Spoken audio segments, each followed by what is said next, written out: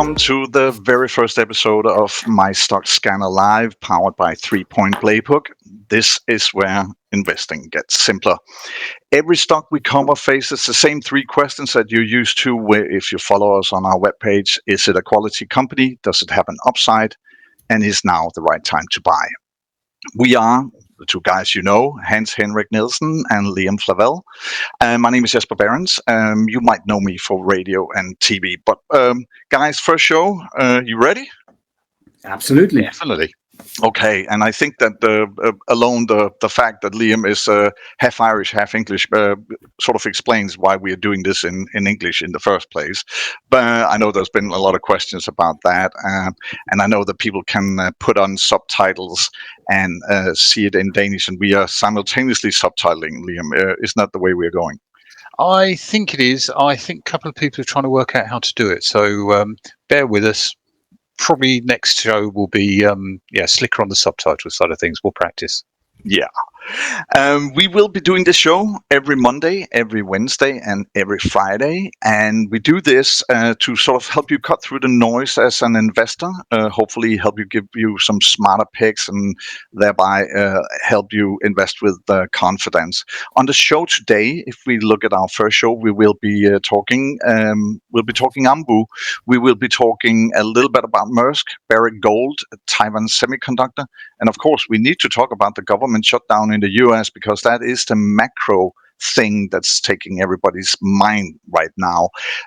Is it a investable moment or is it a sell-off? But before we get to that, Hans-Henrik and Liam, give me a number. How many days will the shutdown last? Hans-Henrik. Well, I have the theory that it will beat the earlier record back from, was it 2018? That was 35 days, and I think this could be a conflict where both sides dig in. So above 35. Liam, he says above 35. Your take? I was reading this morning an interview with someone from Evercore analysts, and they were saying 2 to 3 weeks in their opinion. I think someone might cave, so I'm going to go slightly lower. Can I just go lower? Is that all right? Yeah. We'll give you lower. Hans got higher, and let's just say there's a Danish beer riding on this one. Yeah. But we have something on the show that we start out every single episode, and that is we have a number of the day, and that's me finding a number that could be relevant for investment, or it could be sports related, it could be music related, it could be anything, but just a number of the day. And today it's 2.99 million. I'll help you a little bit. Our users and viewers and listeners are, of course, welcome to guess in as well. But 2.99 million, help you a little bit. It's people. Well, it's not the number of viewers on our first show, I can see. No, it's too low, actually, for that.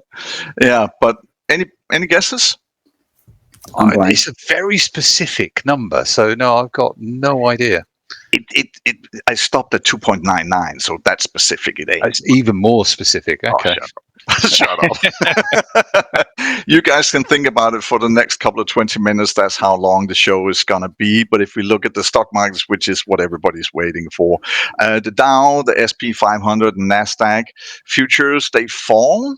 They don't look happy because the shutdown is looming, the first down since 2018. I know they don't happen every year, these shutdowns, but they do happen maybe more often than we think. We talked a little bit about if it's going to be short or long, but more interestingly, Hans-Henrik and Liam, what are the do's and don'ts in this situation? Well, the don't is don't panic. Because normally, and I know it's different from time to time, but normally there's not a huge effect. I was looking back in time and we haven't had any major crashes due to a shutdown. There are some things that are making this a bit more tricky this time because of the situation, but don't panic. That is my main. Don't go out and sell everything just because US is shutting down.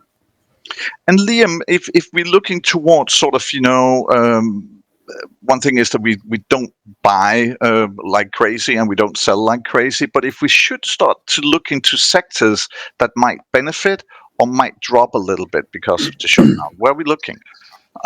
We think we're looking at precious metals and commodities. They're two good stocks that are going to, potentially do quite. They've already been doing quite well recently. I think gold's up around $3,900, something like that at the moment. We've got a couple of miners in our own sort of 3-point playbook portfolio. So when we look at the dollar dropping and the interest rates going up, smart haven and a good haven for your money is definitely gold and silver. But if we look at Barrick then, because it's in the playbook, if we bring that up, is it still time to get in? Is there still more gas left in the tank? Is there anything to get? That's an interesting one. If we just go into our playbook very quickly here, and I will just move us across, you can see that it's all green on the point one. So the point one is really trying to understand whether we're buying into a quality company or not. And you can see everything, all the numbers are going up. The PEG ratio, which tells us is there growth in these good numbers as well, or is this already priced in, is pointing to the fact that it's under 2.5, under 2. So it's a pretty good score for us. So everything looks good from a quality perspective. So holding a quality company is what we aim for. When we look more at where it could go, there's not as much upside. So this is our value chart, which just sort of plots where the stock is in relation to its historical earnings.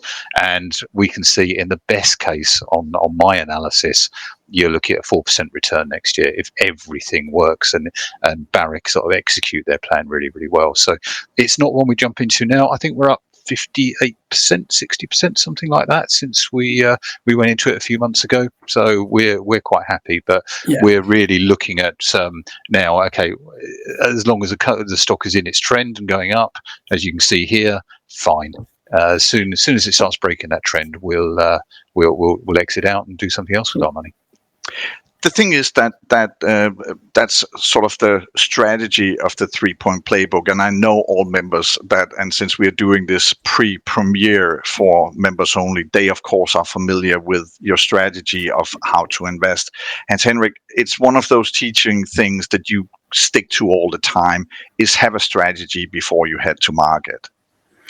It absolutely is, and it is even more important for us, dare I say, dumb money. It's not that we are stupid, it's just that we normally have less information than the clever guys in the market, the professionals.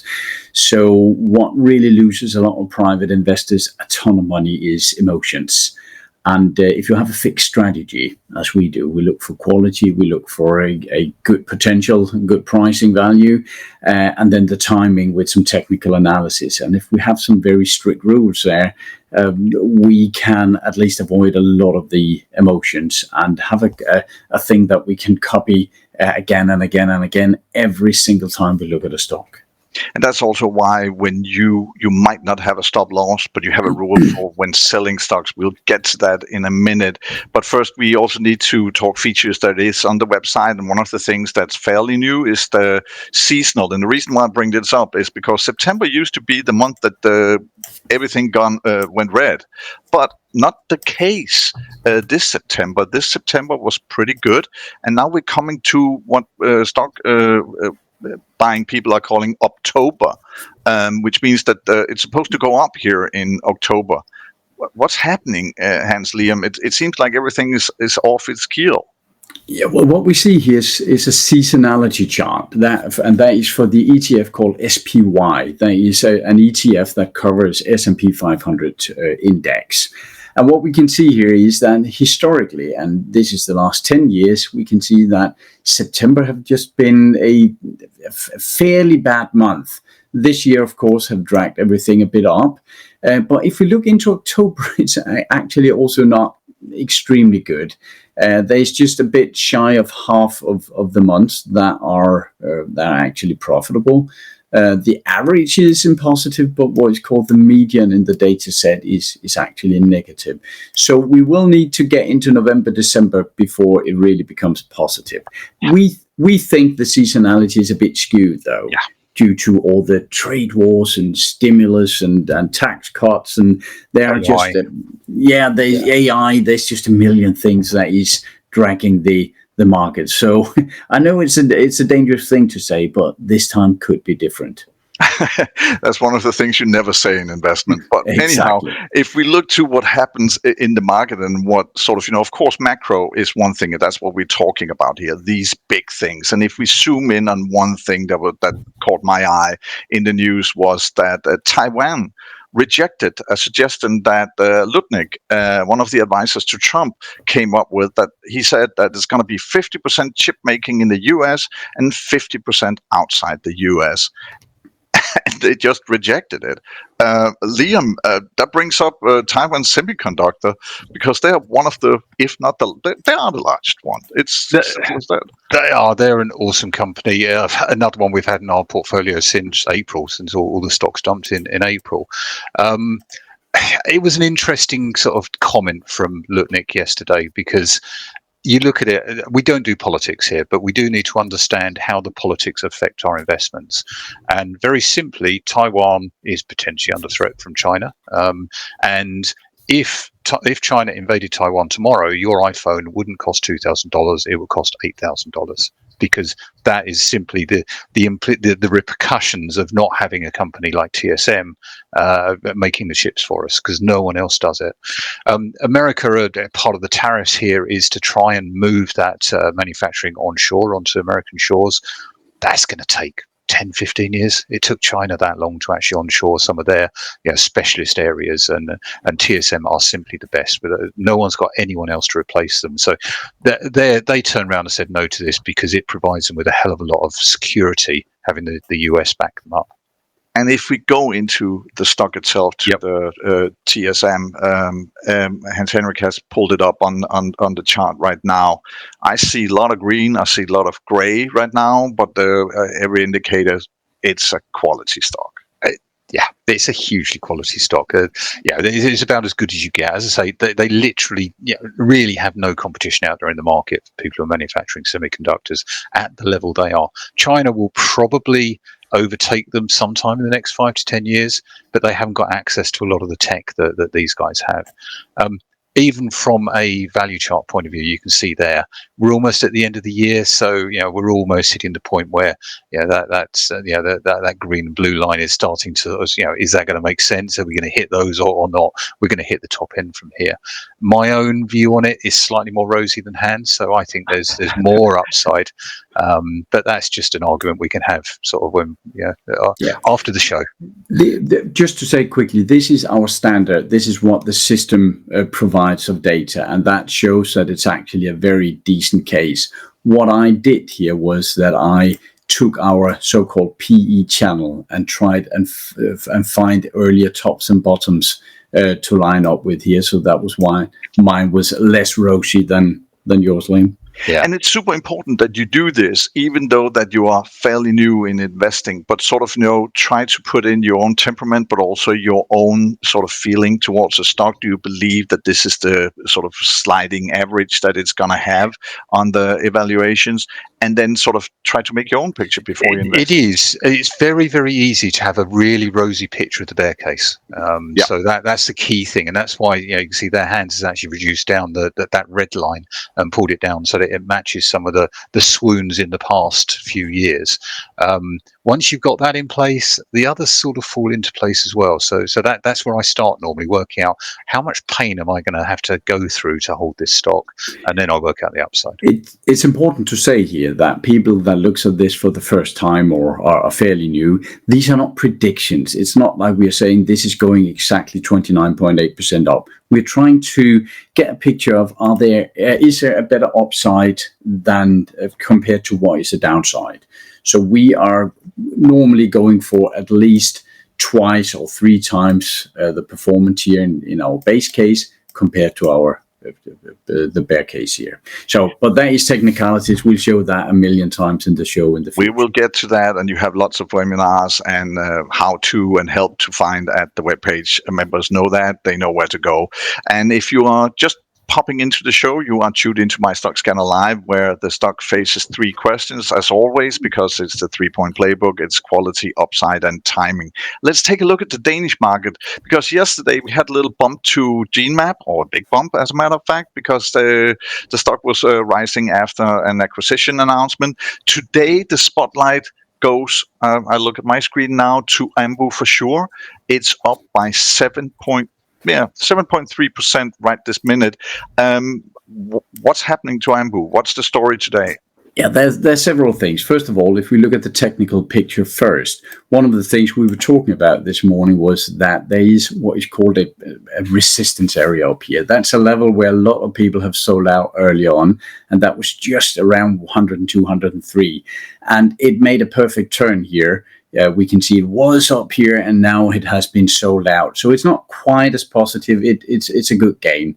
What happened to Ambu is kind of twofold. First of all, there's the entire sector that is being lifted, the entire drug, pharmaceuticals, and so on that are being lifted today because Pfizer did a deal with entering a platform in US yesterday called Trump RX. It is a Trump pharmacy, you can say. It is a Trump online pharmacy. And the other thing is that Ambu, and that is a major mover today, that is that they went out saying that normally they had guidance for the next, I think it was 2 or 3 years, with a growth of 10% per year. But they went out now and said this is actually until 2030, and it's 11 to 13% per year in growth. And if we just take a quick look at it here, just jump into our playbook, there is some red here. We can see that their return on equity, their return on invested capital, and so on, that is not optimal, but it has a good quality of 84, our quality score here. We can see that the earnings per share and the estimates are showing very good numbers. The PEG ratio, as Liam said earlier, that is price earning, where we also divide with future growth. That is very low. We like it to be below 2. If we look at the charts down here, it actually looks quite good. Now, again, be careful thinking that this will automatically go up. What I did here was that I prolonged the period that we look into the future. So with their new numbers out to 2030, you can see we have 2029 to the end here. And then I added just some very low numbers, the low end of their expectations, 11% growth per year here. And that means that until the end of 2030, we could see a growth between 90 and 185% in this.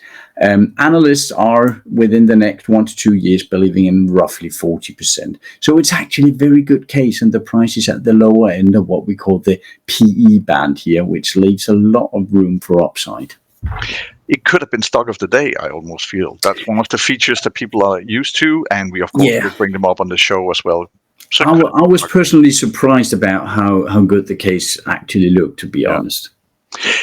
Also in Danish news, we have a bump from Novo, partly because they also were talking about a trial in South Korea that they were approved to move to phase 3 out there. It's given them a nice bump, 3.4 as we are speaking. We're not going to bring it up because we bring up Novo so often, but we will be coming back to it. And if you're sitting out there and say, oh, I'm missing out, I want you to talk about Novo, well, then we have an email address that you can use. And just for you guys, you can write us at fomo@mystockscanner.com. If you got questions, we got some answers. And I promised something about Maersk today, and we're going to do that short because we have a couple of things that we need to go through as well. We're not going to bring up Maersk, but we're going to talk about that you guys predicted what Jyske Bank and I think it was UBS said today, that it was time to jump ship.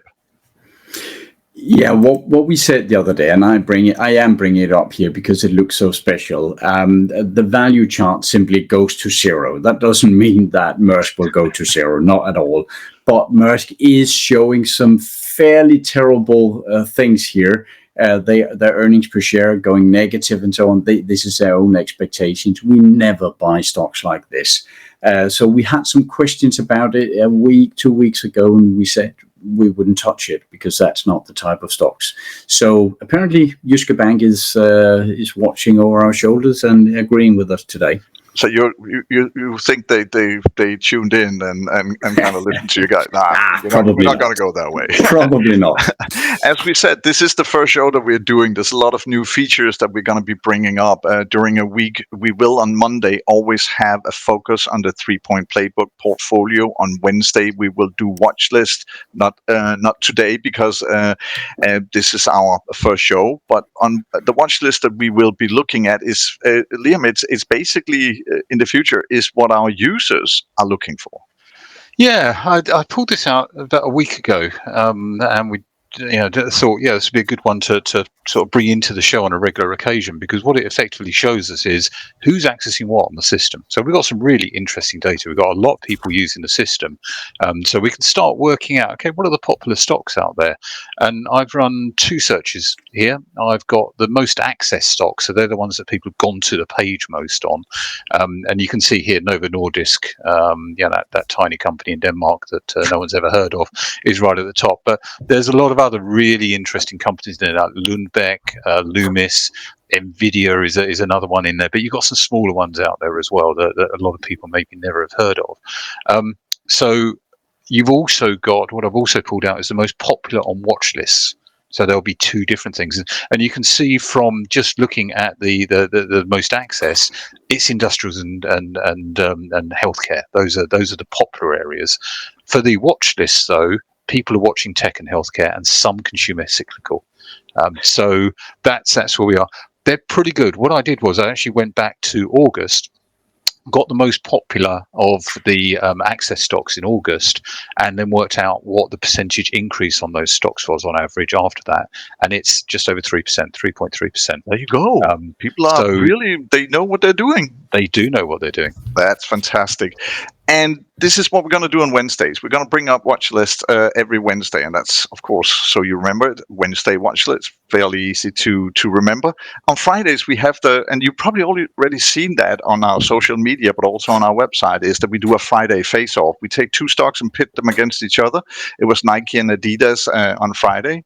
And we're going to do that every Friday. And then we also have a lot of other things. We're going to introduce you to them slowly over the next coming weeks, where we do the soft premiere for members only. But one of the things you also do and have done always, Hans-Henrik, that is do themes, where you take up and do a webinar on a specific theme. You're working and you're slowly getting ready for a nuclear webinar. Short. What is it? What are you going to emphasize? What are you going to write about in the coming days? Well, we're writing a lot of articles, and we're doing the webinars, you say, and that we're trying to dig down in all the sub industries on that nuclear uranium stuff that is moving. As we have talked about in many articles, there's a huge demand for electricity due to, for instance, data centers. And the entire nuclear energy uranium thing is just big there. Today, I'm writing an article where I'm doing a 3-point analysis of 2 or 3 different uranium miners. And that's what you get. Are we not saying it's a red hot sector? Why are we not making these jokes? Oh. All right, I was distracted because you look so radiant. Yeah. Well, so far so good. That's the nuclear theme that Hans-Henrik is focusing on, and you get to see over the coming days in the webinar. We're coming up towards the end of the first show for now. We have a number of the day that I gave you in the beginning. It was 2.99 million people. Any guesses? Nope. You still? I've got no idea. Yeah, well, I'm glad that you have ideas about stocks then. No, I tell you, it's the biggest employer in the world. It's the Ministry of Defense in India employed 2.99 million people. It's funnily enough the second biggest employer in the world, whose boss is Pete Hegseth. That's, of course, the Ministry of Defense in the US, People's Liberation Army in China, 2.55. Let's go find I'm going to say a proper employer. Walmart have 2.3 million people employed. I think the one in US will drop a bit down the list. Yeah. I heard there's some generals out of a job soon. Yeah, if they stood up during the meeting and walked out, then they lost their job. But that's not what we're talking about. We're not talking politics here. You guys know that. Oh, absolutely. Yeah, we will be back on Friday. In the meantime, you will have articles, you will have in-depths that can be found on our webpage, MyStockScanner.com, and on Facebook. And remember, we got answers for you. If you got the questions, please write us. Do write us if you have anything you want to ask about. FOMO at MyStockScanner.com. This was the very first MyStockScanner live broadcast. We will be back on Friday. Are you guys going to show up? Can you promise that? I'll check the diary. I'm all right, actually. Yeah, I'm good. You're open. Yeah, unless something better comes along, obviously. But, yeah, I know. It's Friday after all, isn't it? Well, see you guys on Friday at noon. Thanks for watching.